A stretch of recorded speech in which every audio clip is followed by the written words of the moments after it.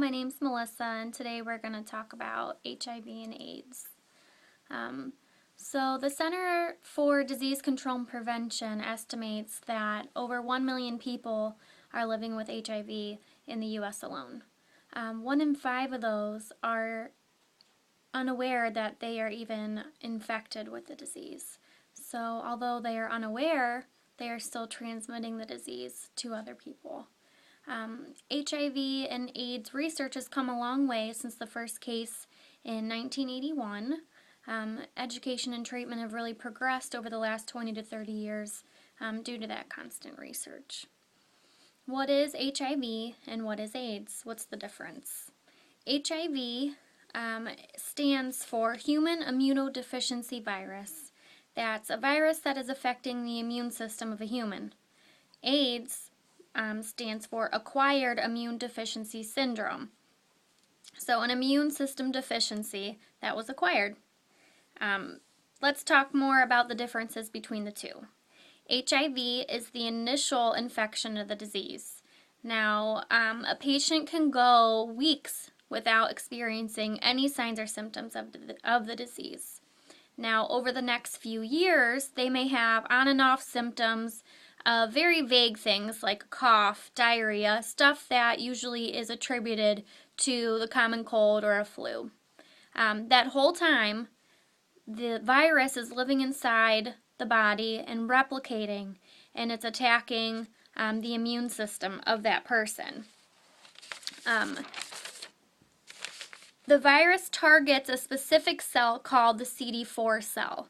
The CD4 cell is a specific cell, it's a white cell, and white blood cells help to aid the immune system.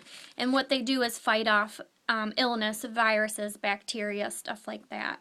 So the virus is targeting the immune system. That's why it's called Human Immune Deficiency Virus, because it's a virus that is making the immune system deficient. A normal person's CD4 cell count is 500 to over 1,000. Now, in order for a patient to be diagnosed with AIDS, their CD4 count has to drop below 200. So once they drop below 200, then we know they have progressed from HIV to AIDS. Now, other things that could lead to the diagnosis of AIDS is if they come down with what they call AIDS-defying complications. So that's PCP, which stands for it's a pneumonia that's caused by the pneumocystis jirovecii. So it's pneumocystis jirovecii pneumonia. Also, cytomegalovirus, tuberculosis, toxoplasmosis. Those are diseases that are not normally seen in a healthy person. So if a patient comes down with that and they're HIV positive, they assume that they have progressed to AIDS. Now, these AIDS patients are also at risk for cancers. The cardinal cancer for AIDS patients is called Kaposi sarcoma. A lot of people have seen that in videos and movies that focus on AIDS patients. That's the purple-blue spots that are seen on the skin and sometimes on the roof of the mouth. They're also at risk for lymphomas. So we understand now what HIV and AIDS is, so now we need to talk about how we can stop it.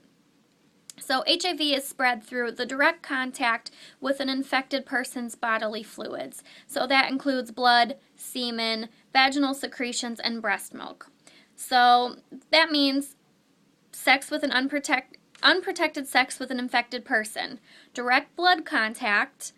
This could be with sharing needles, IV drug users sharing needles, blood transfusions, even though now they're much safer than they used to be, and the blood's cleaned and goes through a specific process to try and avoid that. It's still a complication, and people back in the 70s, 80s, and even early 90s did contract AIDS through blood transfusions. This also includes accidents in the healthcare setting, like if a patient or a nurse or a doctor is exposed to a large amount of blood or bodily fluids from an infected HIV and AIDS patient, they are at risk. Another way that it can be transferred is from mother to baby. Now, mother and baby both have separate blood. They can have totally different blood types. But during the labor process, if baby is exposed to mom's blood and baby is HIV negative and mom is HIV positive, baby can now be HIV positive from being exposed to the HIV positive blood from the mother. And mom can also transfer the virus through her breast milk to the baby. Now, there's no way to cure the disease. It is a terminal illness. But there are ways that we can try and stop the virus from replicating. So the main medication that's used for HIV and AIDS patients are called antiretrovirals.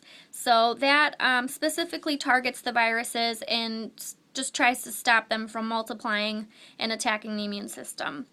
So there is no cure, and the only thing we can do is try and prevent it.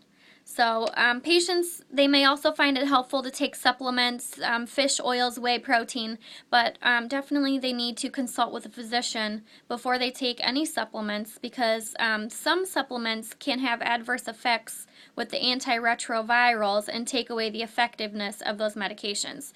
And the antiretrovirals are the most important medication that they can be taking, so we don't want to risk taking away any of the strength of that medication.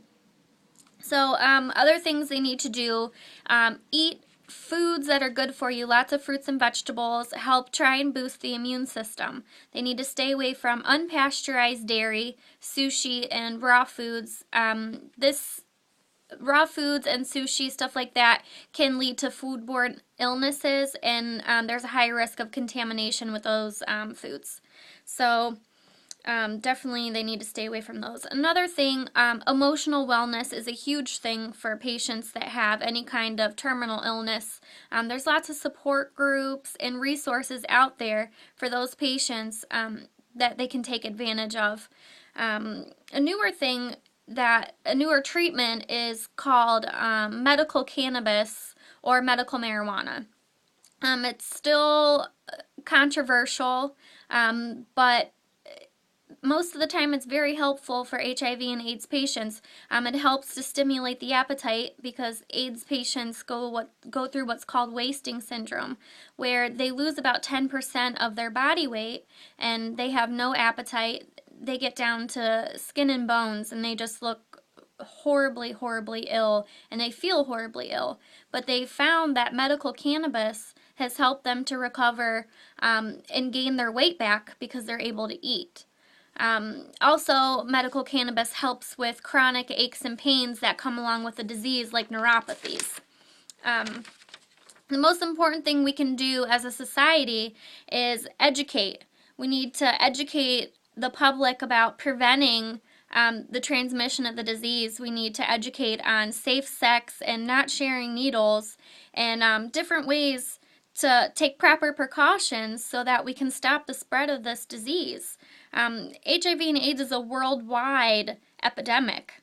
It's a devastating disease, physically, emotionally, mentally, and financially. It's not cheap. Medications are expensive. Testing is expensive. So we need to prevent it. Although research has progressed, we still have a long way to go. We need to just focus on prevention through education so we can try and stop this disease. Thank you.